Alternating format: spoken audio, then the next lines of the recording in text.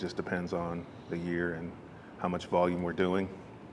So I've got that business, and then separately I have a business where I coach and I teach people how to invest in real estate nationwide. I'm fortunate enough to be a co-host of the Bigger Pockets podcast, which is the largest real estate investing podcast in the world.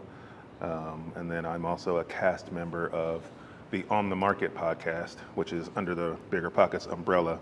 So the On the Market podcast, so the Bigger Pockets podcast in general just teaches people how to invest in real estate. The On the Market podcast is more geared toward staying attuned to what's happening in the world financially, so what's happening in the economy and how that should affect or does not affect active real estate investors. So if you're concerned about interest rates or inflation, if you're concerned about, the inventory of real estate and how all these things are affecting whether or not you should be investing, that is specifically what we break down and talk about on the Market podcast. So that gives me a platform to generate an audience, and then that audience will come to me, and then I have a coaching program where we help people kind of navigate how to do this and how to get to financial freedom. Very passionate about helping people build wealth through real estate, so that, the idea is that you build wealth and that gives you options, right? So I don't think that everybody needs to quit their day job, but I do want everybody to have the option. And if you have the option, it gives you more of I think it makes you a better employee. If you're working because you want to work and not because you have to work, you're going to work different. Okay. So tell us how you got started and what were some of the headwinds that you faced when you was first getting started? Oh, man. Let's see.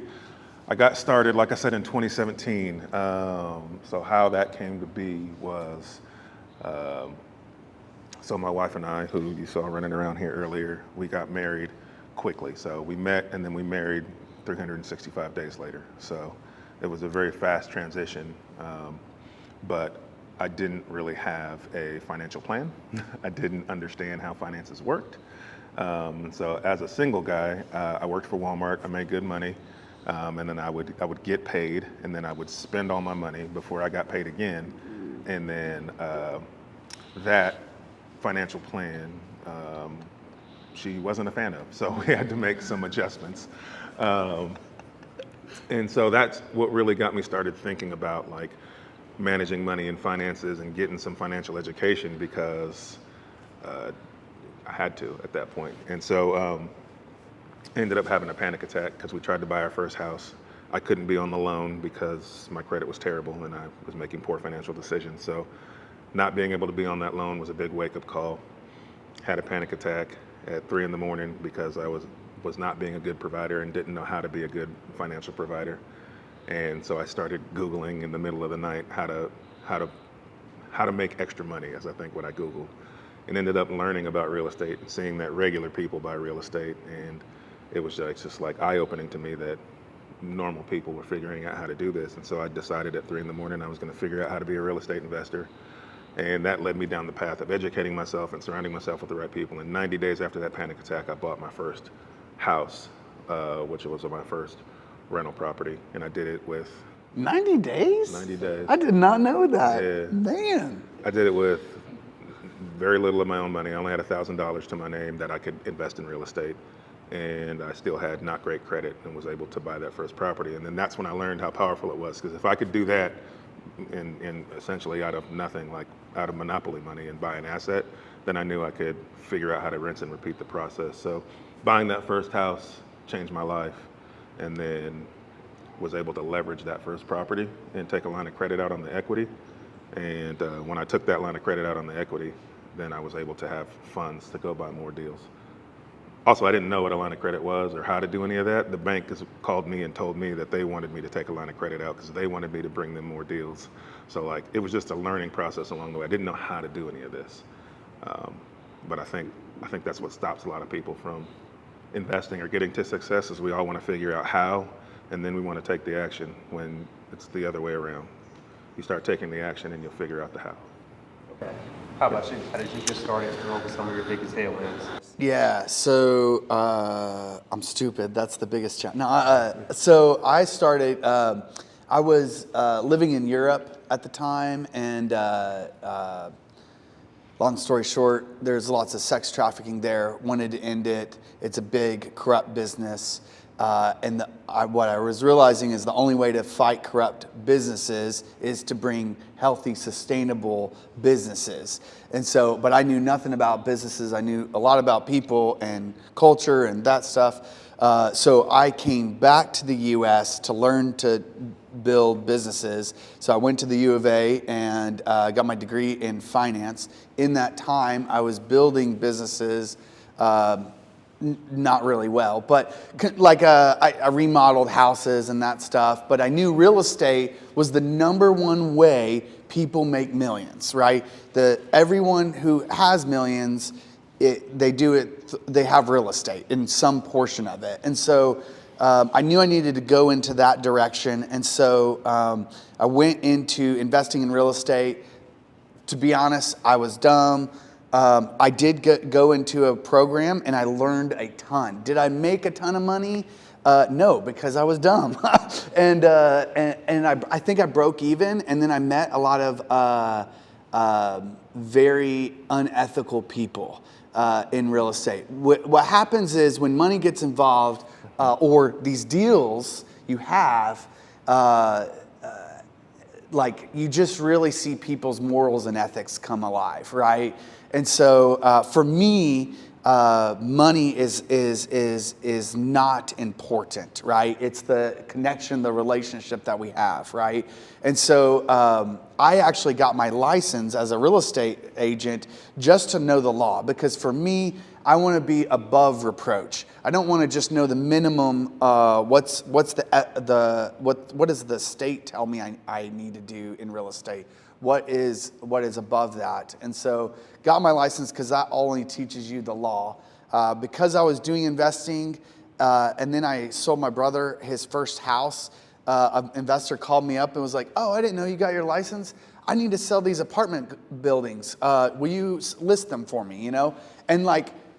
Again, I knew nothing of real estate, but the guy knew me because I mentored his kid at church, and so like he knew my heart, right? And so he knew I was going to do hard work and work, and so that's what ended up happening is I listed those properties, and I mean there's a lot of fumbles all the way there, but yeah, that's kind of like how I got started. So big reason why. My goal was when I came back to the U.S. was to get financially independent, retire early as fast as possible. My goal was $80,000 passive income a year. I can live easily off of $80,000, right?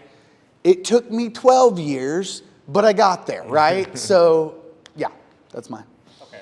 So next question is really for you as a real estate agent. Let's say I'm a home buyer. I'm coming up to you. I'm just getting started. I just moved out to the area. I'm just out to buy a house. Help me understand that process from I'm going to go look at some houses now to the end where I'm actually getting ready to close that house. Yeah, great question. So I think if I go all the way through, you start by finding the great agent that you want to work with. Typically, it doesn't cost you to work with an agent. And then from there, you are talking to a lender to make sure you can get the money or the loan to buy the house and to see how much, right? And then we go shopping for houses online and in person, looking at those properties.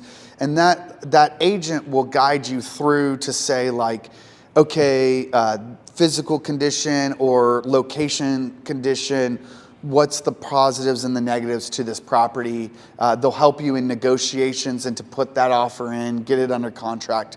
Then you have two main things that protect you is inspection and appraisal.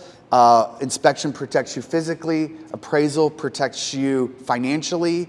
If the appraiser says this house ain't worth it, you ain't buying it unless you're coming up with cash, right? So and then we close. You walk through the property one last time the day of close just to make sure you don't. Just to make sure us house flippers did what we said we were going to do. Yeah. You don't remove the rug and then see a big hole underneath, after they move their furniture out, which Henry and I. The old rug over the hole trick, huh? Yeah. Henry and I Gets 'em every did buy a time. property. We closed on it and then went and looked at the home and lifted up the rug, and sure enough, there was a hole there. Yeah, we did So, do that. That's right. yeah. That's right. But we did. still made really like did $40K each. We did make on that good one. money on that deal. Yeah. But yeah, there's definitely, they got me with the rug over the hole trick. Yeah, but we still made good. So. Classic. But yeah, that's kind of like the process. I will say in Arkansas, when you're buying a home, you're more protected as a buyer than the actual seller. Honestly, Henry, because he sells so much, he's always like, there's no justice for the seller, right? And it's really because the buyer has so much protection to get out of the deal. So yeah, it's a really good process. So. Okay. Henry, how about you? Whenever you're going through as an investor, you're looking at leads and you're going through your process, what are some systems that you have in place to ensure you're getting good deals? All right. So real estate investing 101, right? If you think about real estate investing, it's just like any other investment vehicle, stock market, crypto, it doesn't matter. The goal is you buy something at under its value, and then you either add value to it or you wait for that value to rise, and then you monetize that asset at its higher value. So with real estate, yeah, absolutely. So with real estate, your goal is you want to find a property and you want to buy that property at less than what it's worth. You want to buy it under market value, and then you want to add value to that property, either by fixing it up or monetizing by renting it out, and then you monetize it at its highest value, which means you're going to rent it out or you're going to sell it, right? So that's typically what you're looking for in real estate investing. So the process as an investor goes, you need to focus all of your energy and effort on finding that good deal, period. That's what's most important. Nothing else matters unless you have a good deal to buy. And so what happens as new investors is we get so overwhelmed with all of the other steps, because investing, the cool part about it is there's so many ways to do it. There's so many different assets to buy. You can do single family, multifamily, commercial, right? And what most people focus on is they go, well, I need to figure out how to get the money so that I can go invest. And it's the exact opposite. You need to go find the deal, and then you go get the money. Because if you have a good deal, people will throw money at you. It's very, very easy to finance a deal if it's a good deal. So all of your efforts in the beginning need to be focused on, how do I find a good deal? And so that means you need to focus your efforts on, A, you need to know what a good deal is. So you need to know what good deals look like. So it means you need to know how to analyze good deals. And then you need to know how you're going to find those good deals. If you solve those three problems, learn what a good deal looks like, learn how to analyze it so you're sure that it's a good deal, and then what method are you going to use to find those good deals? There's tons of different methods. You can do direct to seller methods, meaning I'm not going to use a real estate agent. I'm going to go to a seller directly and try to negotiate and buy a house. And typically that means I'm going to do some form of marketing, whether I send people mail, whether I do cold calls, text messages. I'm going to reach out to sellers directly, and I'm looking to buy properties under their market value. And so when you want to buy something under market value, you have to think about, what is it that I'm looking for? Most people think I need to go buy a house, right? Because you're going to invest in real estate, you need to buy a house. That's not what you look for when you want to buy a deal. When you want to buy a deal, you look for a situation. You're buying a situation. That situation will usually come with a house.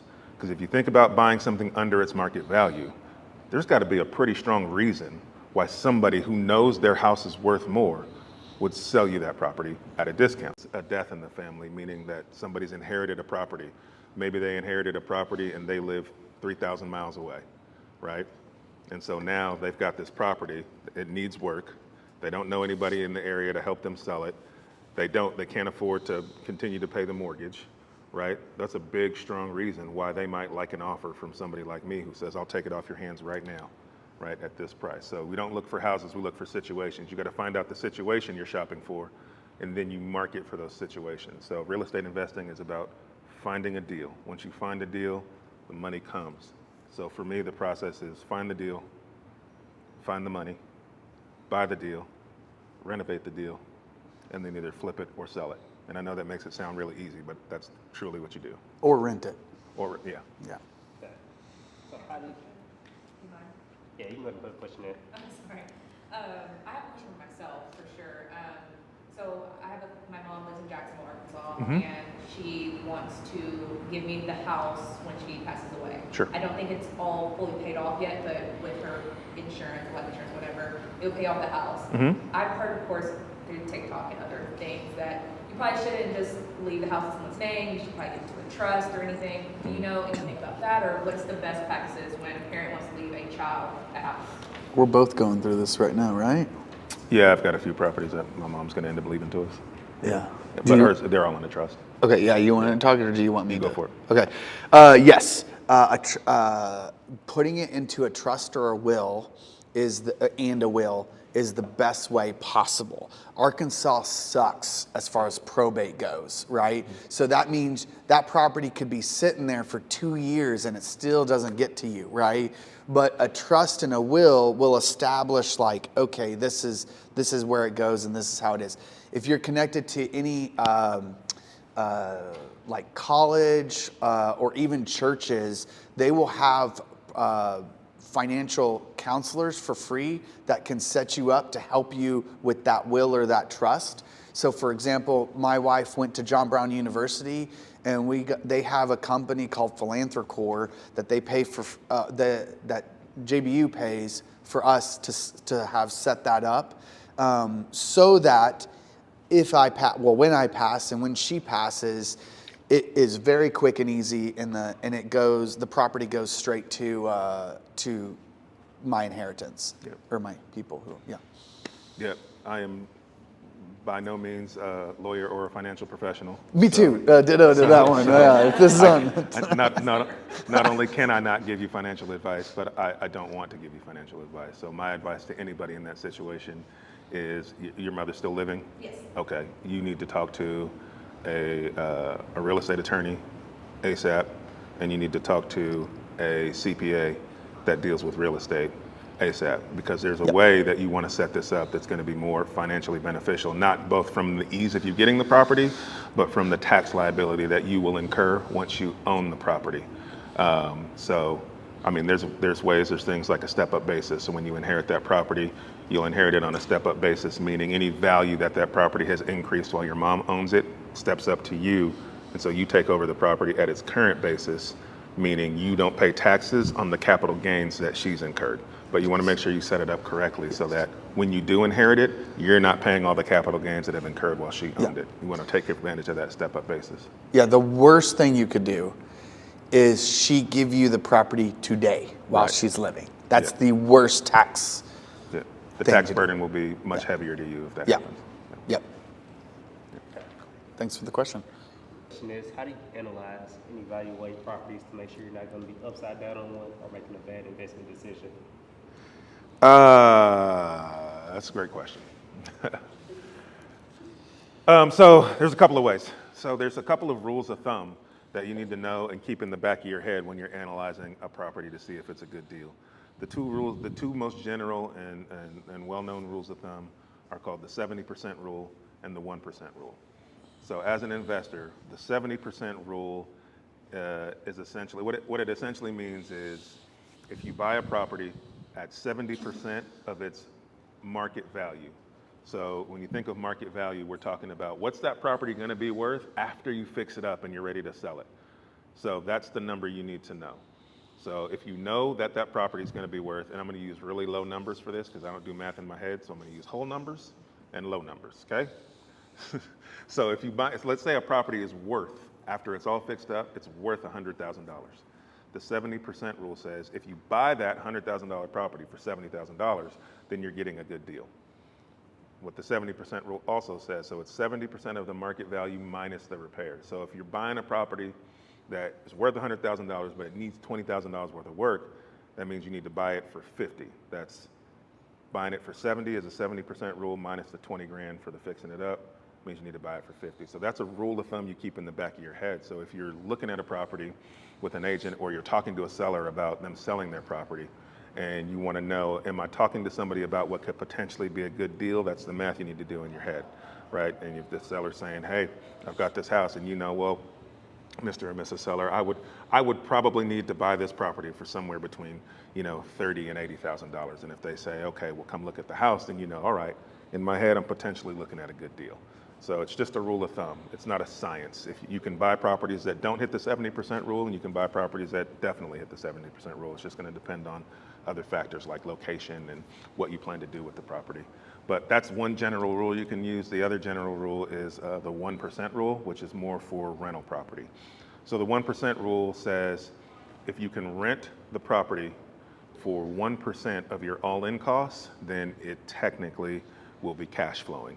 Now, cash flowing, to me 1% rule is about break even. So that's how I'd know if I buy this property and rent it out, it's going to make me a little bit of money. So the 1% rule basically says if that $100,000 property, if I'm all in for 100, so let's say I bought that property for 50. Let's say I bought that property for 50. I put $20,000 in it, which means I'm all in for 70 grand, right? The 1% rule says if I can rent that property out for $700 a month, then I'm breaking even, because $700 is 1% of the 70 grand, and your all-in cost is 70 grand. So if I can rent that property out for $1,000 a month, I'm above the 1% rule, and now I know I'm cash flowing well. So those are two quick rules of thumb you can use to analyze property to know if you're looking at a good deal.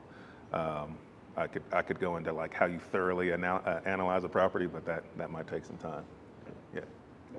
Anything you want to add on? No, that is really good. I think what I would just caution anyone who's looking to either buy investment properties or you're looking to buy your own house. Analysis paralysis is a real thing, and most people How get do you know that, stuck. Ryan? Because we work with a ton of investors, and they How do you just really know that, Ryan?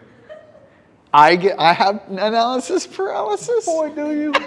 Good Lord. Oh, I do have analysis paralysis. But yes, that'll stop you more than anything when you're trying to analyze a deal. Even me, knowing like the true value of all the property, I can even freak out. The house that we bought. Who sold you the house you live in? You did, yes. How long did it take you for you to finally say yes to that deal? You know, I was just trying to get that extra $2,000, man. Fought me tooth and nail. I don't know if this is going to be a good deal. I don't know if I should do this. If I could get it for just a couple grand less. Yeah. And now you're sitting in a property with how much equity in it? Oh, I don't even know. 300,000. So. Oh, yeah. you're welcome. Thank you. Actually, all good things that I have come from Henry. So there you go.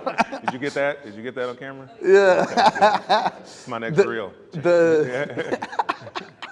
The storage units I bought was a connection that Henry got me connected with, another guy that I partner with. So, but yes, I just want to say analysis paralysis is a big thing.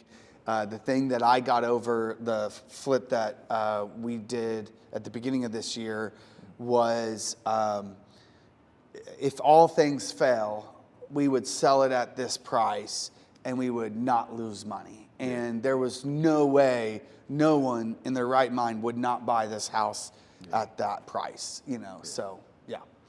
Yeah. Said differently, your biggest insulation to making a mistake is how good of a deal you're buying. Yep. So if you want to be insulated from losing money because the value's gone down, or losing money because you over renovated it and spent too much on your renovation, the better you buy the deal, the more equity you have, the more cushion you have to make a mistake. So analyzing your deals and knowing you're buying a good deal is the focus. Yeah. Can you tell us about the process of becoming a real estate agent? Yeah. If that helps you in real estate, or if it hurts you in real estate? Yeah, so there's pros and cons. The process of becoming a real estate agent just goes, you do 60 hours, like literal man hours of class. And then from there, you take a test. You have to pass at a 70% or higher. And once you do that, you basically have to pay a bunch of money, we'll say $2,500, and then you become a real estate agent. Did that teach you how to become an agent? Absolutely not. So that's going to partnering with what company you're going with, and that company will teach you how to be a real estate agent, hopefully. And so you're still probably, so in the timeline of that, you're probably from taking the course to actually getting your real estate license, assuming that you passed on the first time, it's probably 3 months, right? And then from there, even if you start working really hard, you're probably 3 months from making money in real estate as an agent from there. So 6 months we're talking about, right? A lot of people can do part-time and then full-time something else. I don't recommend it. That is very, very, very hard. But even Henry invested while he was working at Walmart. So he was kind of burning the candle at both ends, you know, investing in real estate and working at Walmart.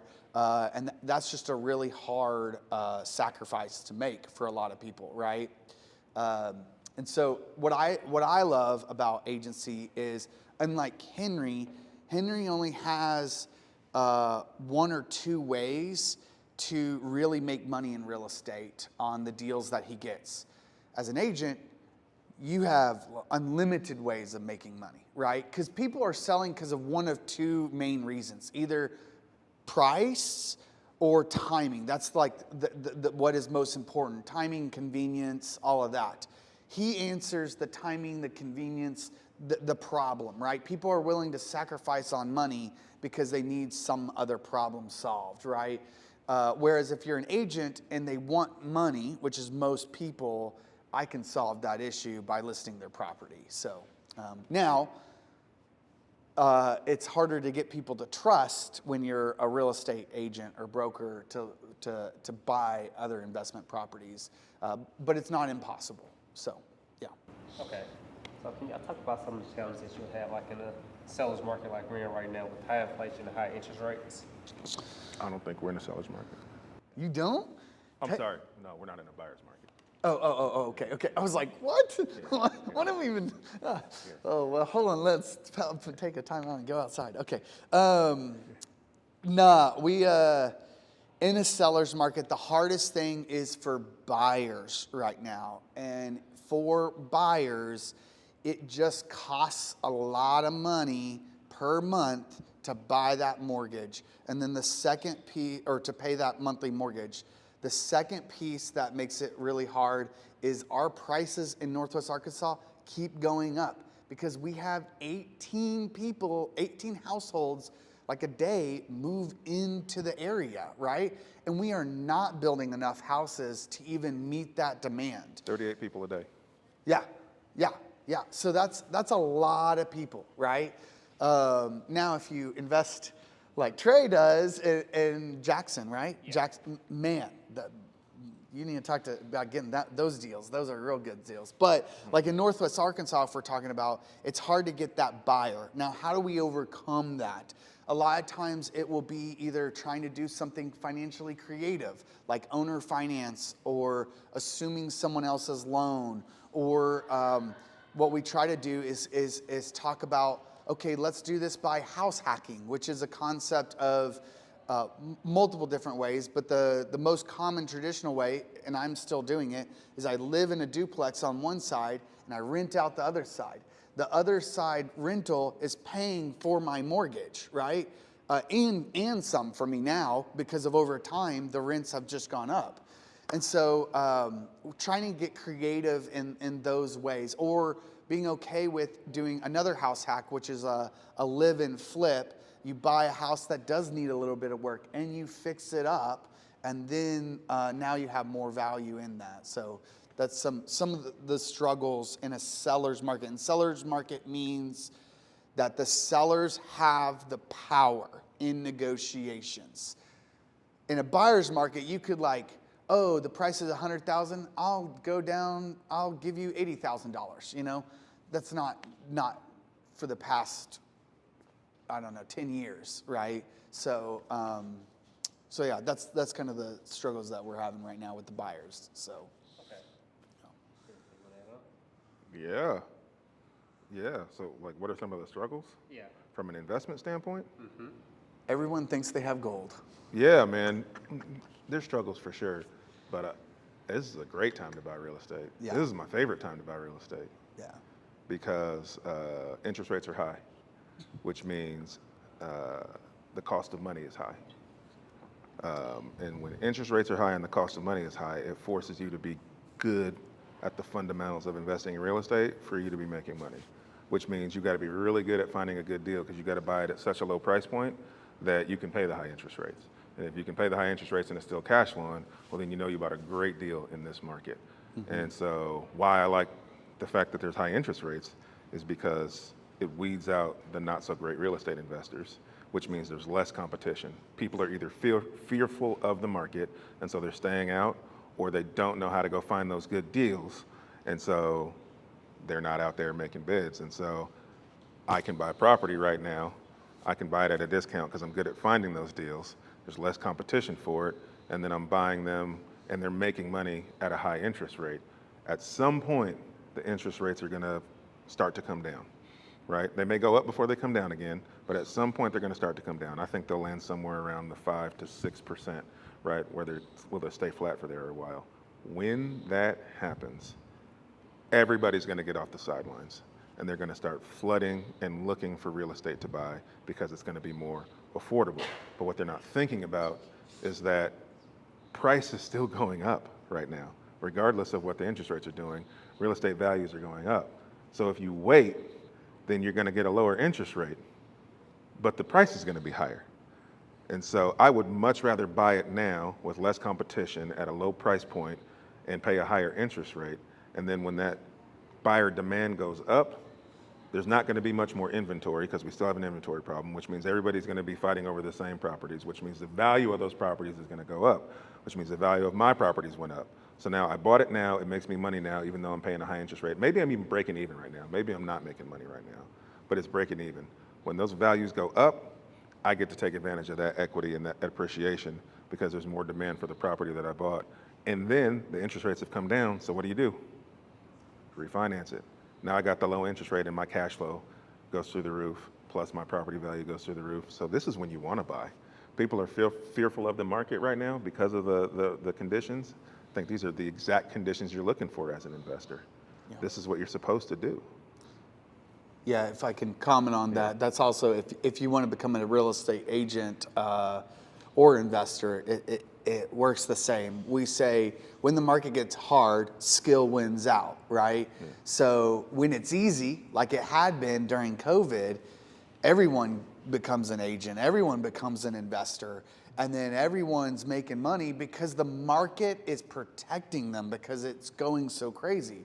But now, doesn't happen, right? The easy money's gone, skill wins out, and everyone says, I haven't really lived through a full down market, but they say, and you can see in the past, that if you are able to withstand the hardship of today and stay in the business, you will be taking so much market share that you will be at such a higher level after, once money becomes easy again. So, yeah. Okay. Right? You would say that? Absolutely. Okay. Speaking about the price of money, I actually heard about this really good book that talks about working with small and local banks. Do you have any experience working with small and local banks, or do you work with bigger banks? And Nah. how should we use them banks? Yeah. Most of the ways I get my deals financed is through small local banks. I do that for a couple of reasons. One is how small local banks make money, right? So if you think about a large bank, like your Chases, Bank of America's, Wells Fargo, they make money by servicing loans to traditional home buyers, right? They'll sell you a 30-year fixed rate mortgage. And then as soon as you close, literally like the week you close, they go sell that mortgage to another institution. And so that's how they're making money, is through bringing you in and then selling the loan to somebody else. Small local banks are called portfolio lenders, And they're called portfolio lenders because they loan to small local businesses and they keep those loans in-house within their own portfolio. And so how they make money on those loans is through the interest that you're paying on the loan. So in order for a small local bank to stay in business, they have to lend to small local businesses. So they need to lend you money. They also need to lend the money that they have in deposits. And so they want your business accounts with them because they want the deposits. So that's how they're going to make money. And so how that benefits you as a real estate investor is, you know, they need your business, right? Because if you think about, I'm a bank, so I'm the Bank of Henry, and I need to loan to small local businesses, and I've got two options in front of me, right? So Clement brings me his food truck business, right, that he's starting up and he wants a loan for, right? And then you bring me your real estate investment deal that you want a loan for, right? Which one am I more likely to give money to? Why would I give money to the real estate deal? Take his house. Because I can take his house. And but the house, essentially, if I take it back, will be worth more than the restaurant equipment, right? The restaurant equipment's going to lose value the day he buys it. The house is always going to go up in value, especially if he's a good real estate investor and he bought a really good deal. So my very first deal, I paid $115,000 for a house that was worth $165,000. And so the bank was like, yeah, we will lend you money on that. And I hope you don't Please. pay your mortgage.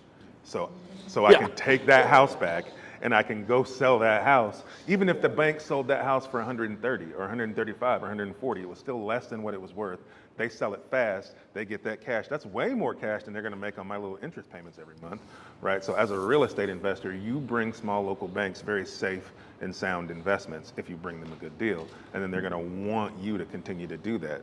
So remember I said I took out a line of credit on my first property and the bank told me to do it? Because I brought them such a good deal, they were like, please bring me more of these. We'll give you a line of credit on this property so you have some money to go do it again, just bring us those loans, right? So I like using small local banks because A, they need to lend to you. B, they have loan products that are built for real estate investors. They're called commercial loans. So not only will they give you the money you need to buy the property, so let's say, for example, we'll use that $100,000 property. If you're gonna buy that $100,000 property and you're gonna buy it for 50 grand, then the bank will say, we'll give you the 50 grand to buy the house. We'll give you the 20 grand you need to fix it up, as long as you're gonna bring a 20% down payment. So your down payment is 20% of that 50 grand. Or sorry, 15%, as long as you bring a 15% down payment. So your down payment is 15% of that 50 grand. And they'll give you the money to buy it, 85% of the money to buy it, and 100% of the money to renovate it, which means you don't have to find the money to renovate the property. And then you can renovate that property and then monetize it, pay off the bank, you keep the difference. What's cool, the other thing that's cool about small local banks is that down payment, that 15% down payment, doesn't have to be your money.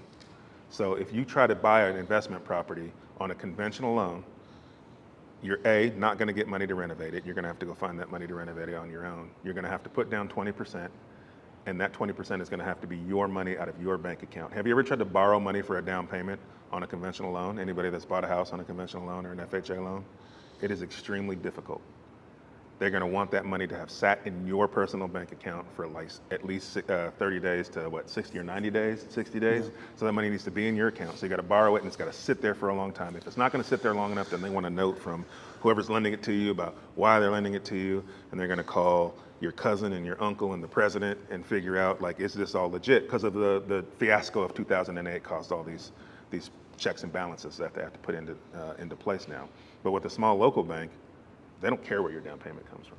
Obviously they don't, because they said, we'll give you a line of credit on a property we already have a loan from you for, and then you can use that line of credit as your down payment.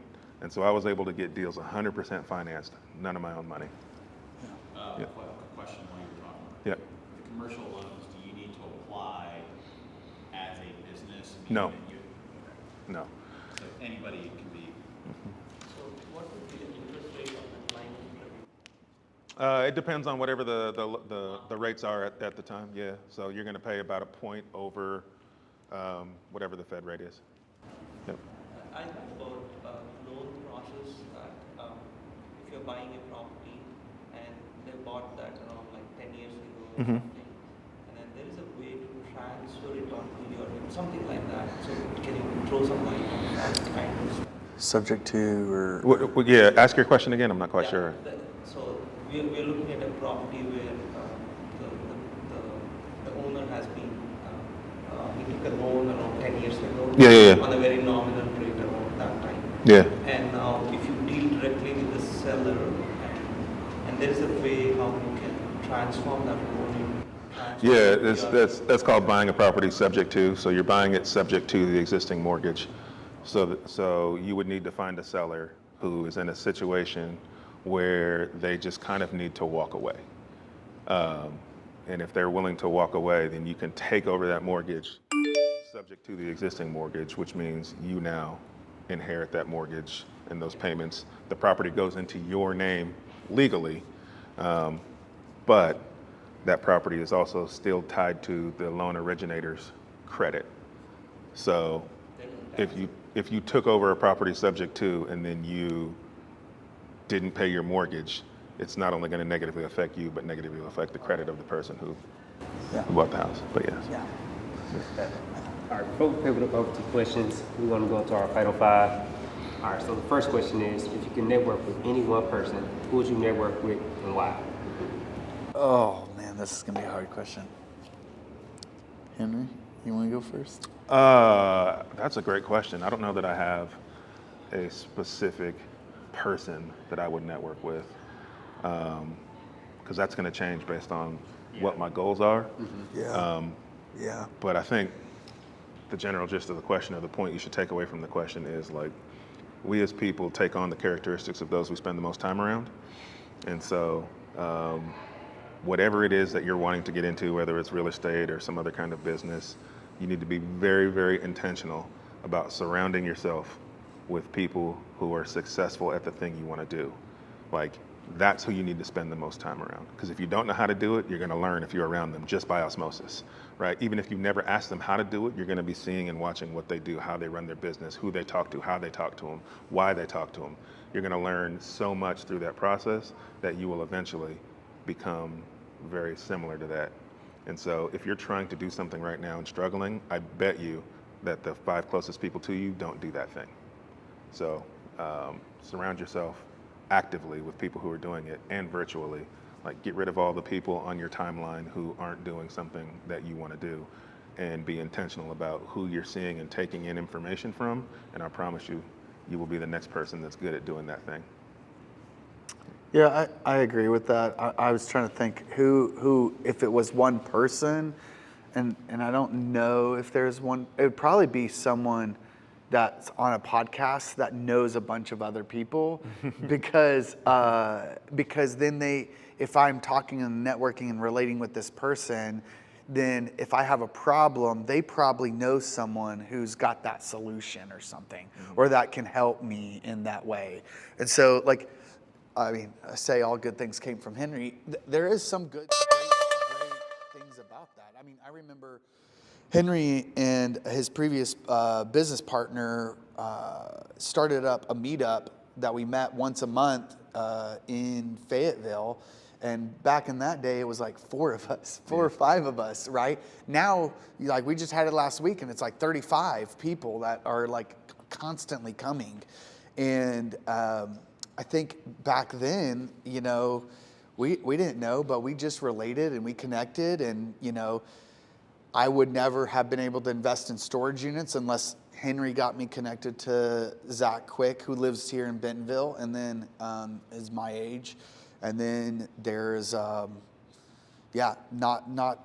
mean, I think that's the true thing, is like just getting connected and networked with those people. I will say one thing. A lot of people think, okay, there's like failure and then there's success, right? And I really don't see that. I see that there's failure, and then we make it to success. And a lot of times that is being connected and networked with the right people to be like, no. I think if you heard from both Henry and I and many other people, it's never about money per se, right? If you're going and you're trying to like do real estate or anything, it's never about money. There's a bigger purpose and a bigger why. And it could be just taking care of your family or your little one, right? That's what it could be about, right? And that should be the motivating factor to get you through those hard things, to get over that paralysis by analysis. It's to get you to even purchase your first house. So, and having people around you helps that process. Yeah. What's the best piece of advice that you have ever gotten? Believe in Jesus? No. Yeah. Oh, man. That's- Henry, I got to think on this. I'll give you two. So I think the hack to success is to always remember that every business, no matter what business you're in, real estate investing especially, but every business is a people business. Yeah. It's not the business of whatever you think it is. It's the business of people and solving people's problems and being of service to people. So no matter what you do, you need to make a very strong effort to be of service to the person sitting across from you. I don't care if that person is selling you a product or service, or if that person is a seller of a home. I think too many times we look at relationships as the what's in it for me, which is normal. Because I teach people, if you're gonna talk to somebody or work with somebody, you wanna think about the what's in it for them and then speak to them in that tone. But for your own personal perspective, you need to figure out a way to be of service to the person across from you. You need to figure out a way to make the person across from you feel special. We don't buy products and services. We buy special. Think about any place you've been that's made you feel special. You want to go back. You want to spend more money. Think about any person in your life who makes you feel special. You want to spend more time with them. You want to be around them more. You want to help them naturally, right? You'll naturally want to give to them. And so if you go about every relationship from the perspective of how do I be of service to this person, or how do I make this person feel special, you will make a ton of money. So try to figure out a way to make the person across from you feel special or solve a need for them. And you'll have all the help you need to get to where you want to go and all the resources you need, because people are going to be tripping over themselves trying to give it to you. And then so that's life lesson. The best business advice from a real estate perspective I can give you is become relentlessly persistent at figuring out what a good deal looks like, and then figuring out how you're going to find that good deal.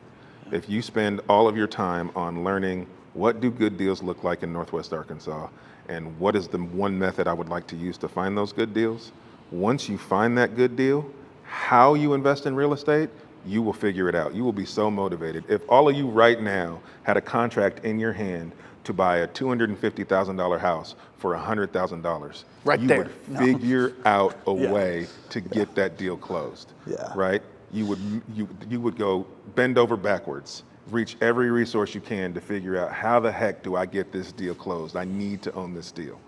So none of the other stuff matters until you have a deal. If you want to learn how to find money for your deal, do you think a lender's going to want to talk to you if you just go, hey, I'm a potential new real estate investor. Can you tell me what you can do for me? I haven't got time for that.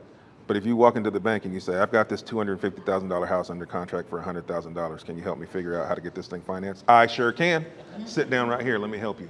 Right? If you need a contractor to renovate a property, you think if you go to a contractor right now and say, hey, can you tell me what it might cost me to fix up a house that I'm paying, they're going to go, I don't know, like this, I don't know. But if you say, I need a bid on this property, right? It's a potential $50,000 plus job. They're going to be like, yep, I'll get you a bid. I'll get you a bid before the week is out, right? So just go find a good deal. The rest is easy. Yeah. Okay, I got it. Thank you, Yeah. Henry.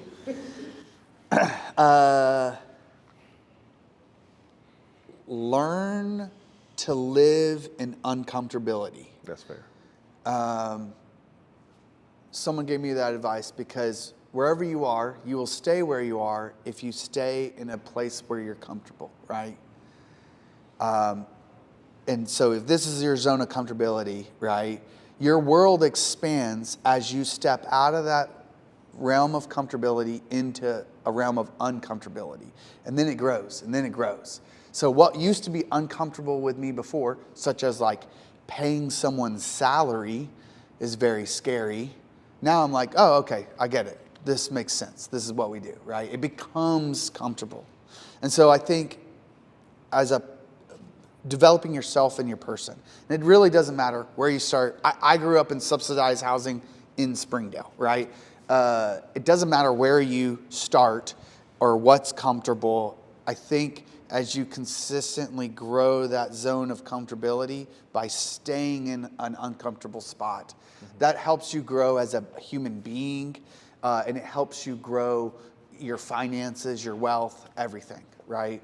Yep. The second piece, I think, is the One Thing book, and it helps me by saying, okay. The book is literally called The One Thing. Yeah, it's literally called The One Thing. But I have two things to tell you. So he doesn't follow the book. But yeah. Well, it's just finding out that one thing that you can do that makes everything else easier or unnecessary, right? So what is that thing to take you forward to the next step? And that may be learning how to find an investment deal. That may be buying your first house, right? Because they say that a person who rents, their average net worth is like $1,300 or something. And then the average net worth of someone who just owns their own house is like $132,000, right?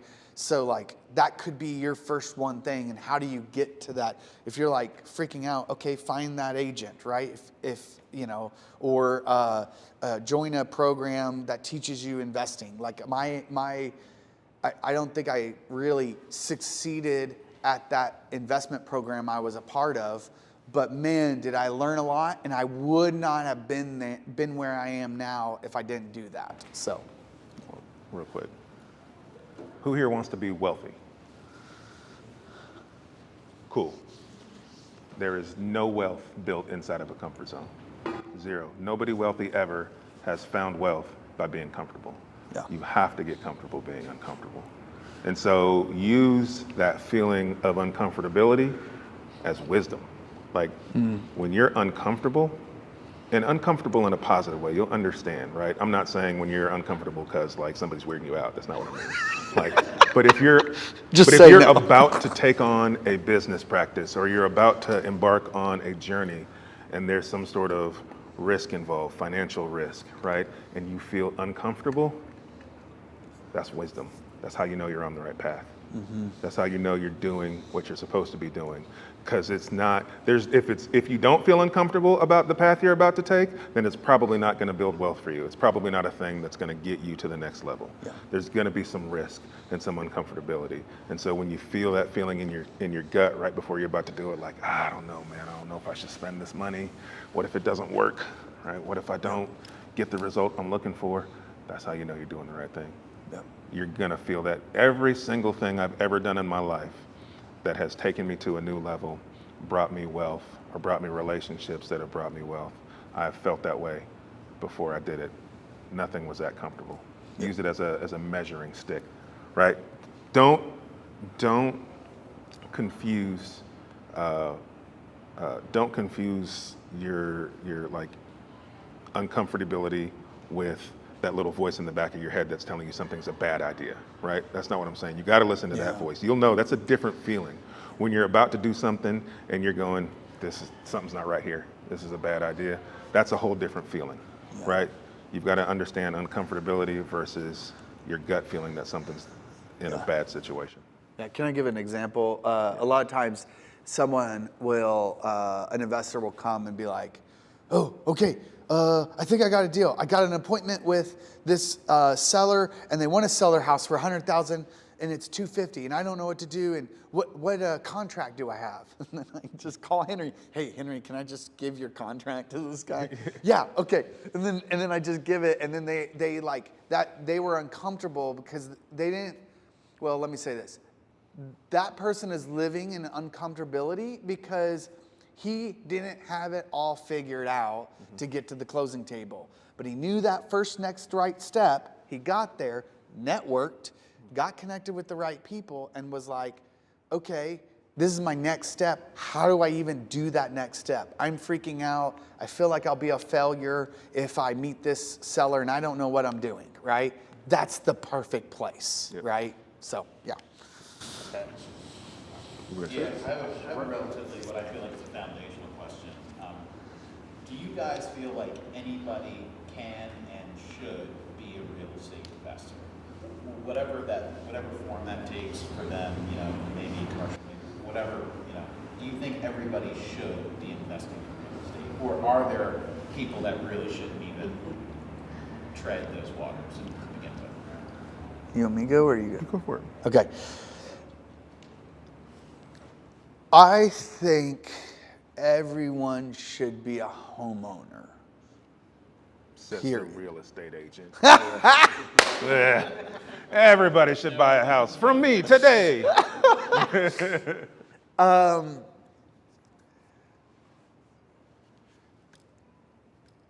I feel like that is securing your life and your legacy, right? Such as your mom passing on this house to you, right? Your mom probably isn't worried about where she's living. There's so many people I find and see where they're older and they are struggling not only to pay, but where am I living, right? If you bought a house today and you're retiring and you live 30 years from now, you'd have at least a house paid off, right?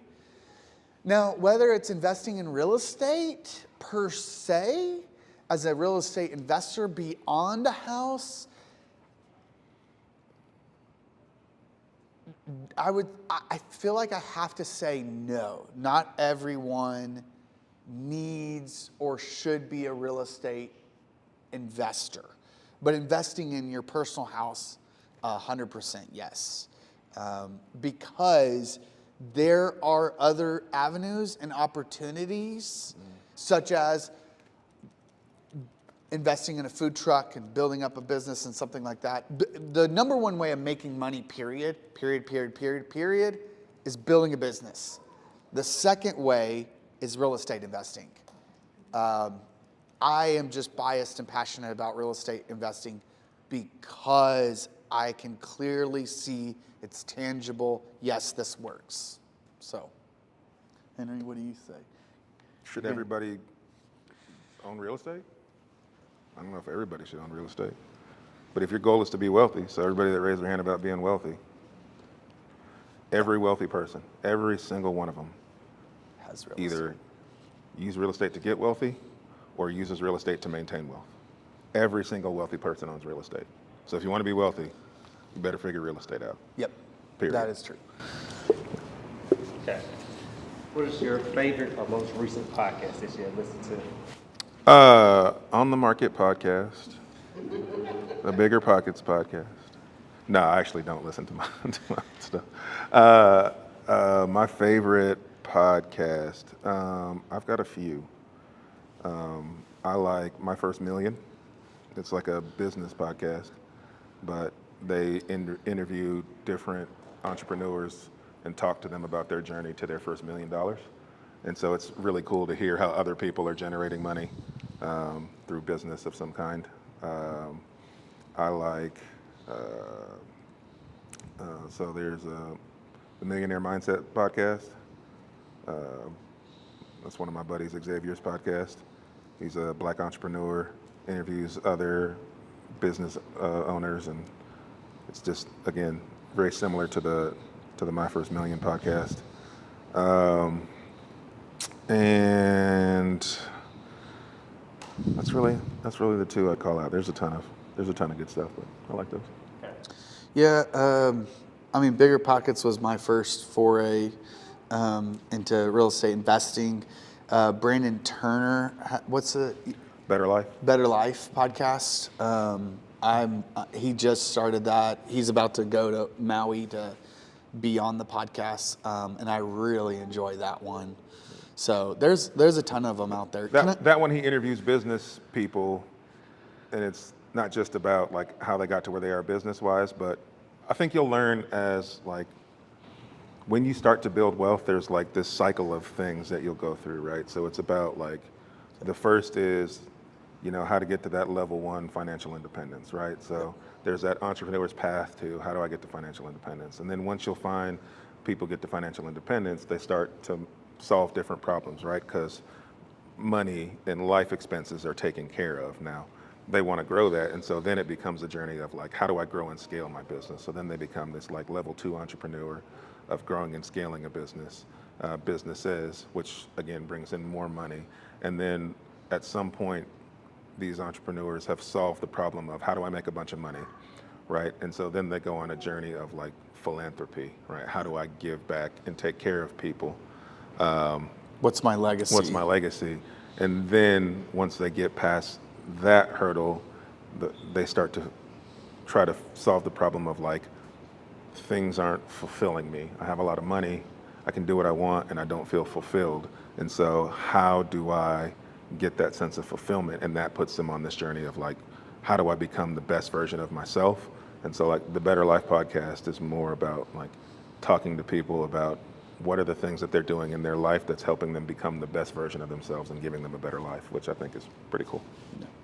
I'll be on that podcast, and Maslow's hierarchy of needs is kind of what he's referring to, is like baseline bread and butter, but then what are you, and every time you journey up, it's like, okay, what's the next need I have, right? You can't think about like, oh, what's my impact on this world if you can't like just feed yourself, you know? I mean, you can, but it's like probably not the best thing to be focused on. Yeah. feed So your family. anyway, okay, cool. Okay. So for the last one, throw like a curveball at y'all. So let's say you got put either up in New York City or LA. You got a year to make $1 million. How would you do it? A year to make $1 million? A year to make $1 million. You're in LA or you're in New York City. Which, I know this is going to be kind of like a curveball, kind of catch y'all off guard, but I still want to like throw it out there. so expensive area. I need to make $1 million. 1,365 days to do it. I mean, do you see these feet? I'm just kidding. Okay.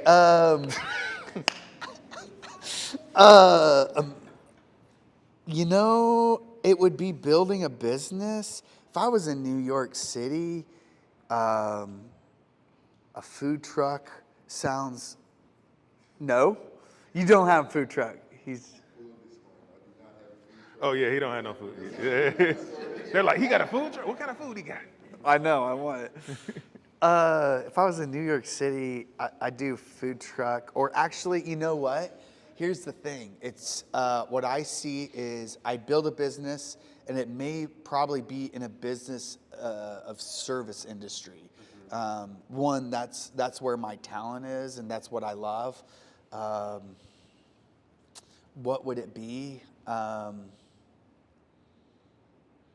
Man, I don't know. I could just get into real estate too and just hustle. That's the hardship, is like right now with my talents, you could drop me anywhere and I'd make money in real estate, period, wherever it is. And real estate agency is real easy. And then again, if you find a good deal and you just hustle for a deal, even in LA, you can make it work, right? That's it. Yeah. That's what I do. That's what you do? Yeah. That's what I do. I would actually, we actually got preliminarily interviewed to be on a TV show that was about this concept on HGTV. The concept was they're going to drop flippers in a random market and start you off with a little bit of seed money, and you got to grow that seed money to $1 million. It was called from 0 to $1 million or something like that. So it was that literal concept. But yeah, no. Hey, you should start a TV show. But the premise is I would, if I got dropped off somewhere and had to make $1 million in a year, the first thing I'm doing is I'm going to utilize every free resource I have to find an undervalued real estate deal. And so that means either knocking on doors, calling sellers. I'd find the pre-foreclosure list. I'd find the tax auction list, and I'd go knock on doors or call those people and ask them, would they be willing to take an offer for their house? I'd evaluate those deals. If you relentlessly, consistently call everybody on the pre-foreclosure list and call everybody on the tax auction list, somebody will want you to make an offer on their house. Yep. You make an offer on their house and you can control that contract. So you can say, all right, Mr. Seller, I'll pay you $200,000 for your house. You know that house is worth $350,000. You put that house under contract for $200,000, and then I'd go to every real estate meetup in that Yep. area, and I'd get on every Facebook group with investors in that area and say, Yep. I've got a property for $220,000, and I would assign that contract and make 5, 10, 15, 20 grand, and I'd repeat that process until I had enough money to flip a house where you can make more money, or I'd just repeat that process over and over again. That's essentially wholesaling real estate, and you can make $1 million in a year Yeah. fairly quickly, as long as that's all you have to focus on. Yeah, if you, I think both in investing and agency, it's all the two number one most important things is lead gen, lead follow up. Talk to people and consistently talk to them over and over again. And that's what I would do if I'm in LA or New York. And then what Henry was referring to is in networking, then find the people with the money. You know, like for me, like if you found me a deal, I'll buy it right now. I'll buy it right now. I'll Right pay now. you In this cash room, and I I'll will give sign you a 10 contract. grand. Like, let's go. Like, if you're like, oh, I can't feel like I can buy this, right? I'll buy it, you know? So, yeah. That's why I say get really good at finding good deals. If Yep. you guys want to start in real estate and you can get good at finding good deals, we just told you 2 people who will buy those deals off you if you can't find your financing. Yeah. Yeah. Making money is the easy part. Yep. Okay. So now I want to open up to the floor. Does anybody have any questions?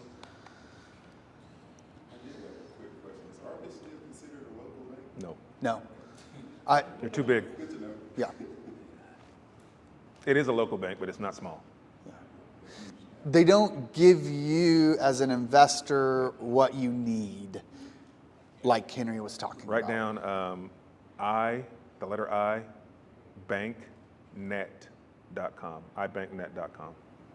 That is a website where you can, anywhere nationally, you can click on a state and it will give you a list of all of the banks within that state, and then you can filter that list or sort that list by the amount of deposits that that bank has. And so you can filter it from smallest to lowest.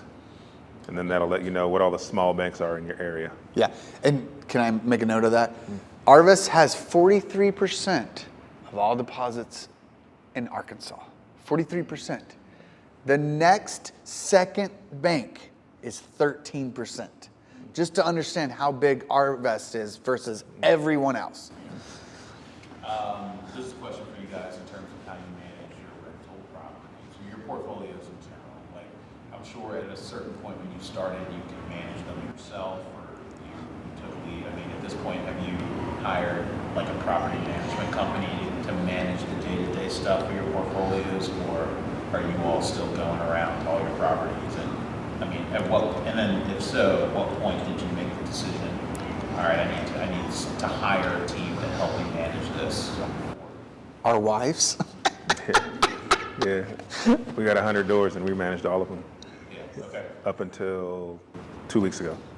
Oh, so you just recently made that switch? Just 2 weeks ago. And I only made the switch because I couldn't say no to the deal.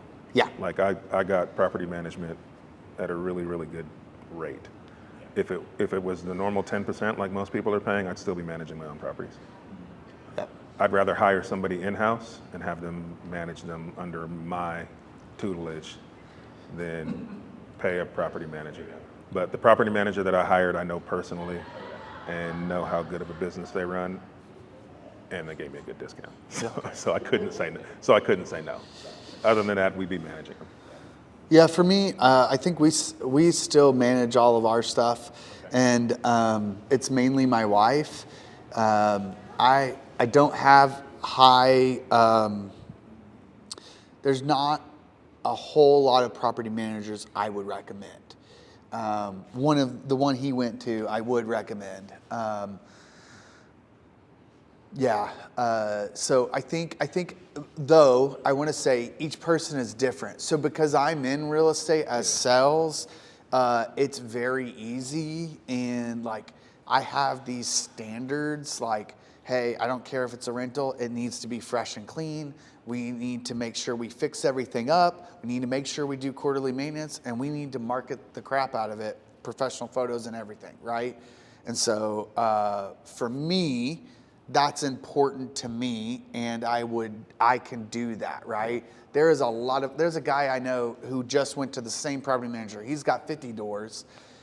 He's a real estate agent, but his rents are $500 less per door. And I was like, man, you're losing like 10 grand a month, man. Like, I don't know what you're doing here, and or 5 grand a month. Come on in. Okay. He's losing 5 grand a month. So for him, it's best because he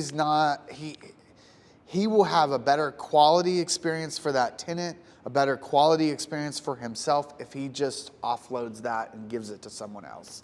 So I think it's a case by case basis on who does what and do you want to do it.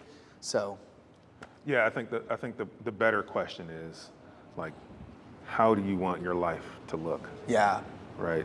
yeah, Because it doesn't matter if you use property managers or self-managers. There's ways for both to be effective for you. yes, But if your goal is like what you guys are doing, like you're focused on this nonprofit, you've got your day job, you want to invest and you want to have the time to do what you're currently doing, but at a better scale, Yep. then don't think about managing your properties. Think about, how do I get good at finding and hiring the right property manager? Because your life is designed Yep. for you to do what you're doing now. For me, I love real estate investing. Like, I want to learn and be involved in every part of it.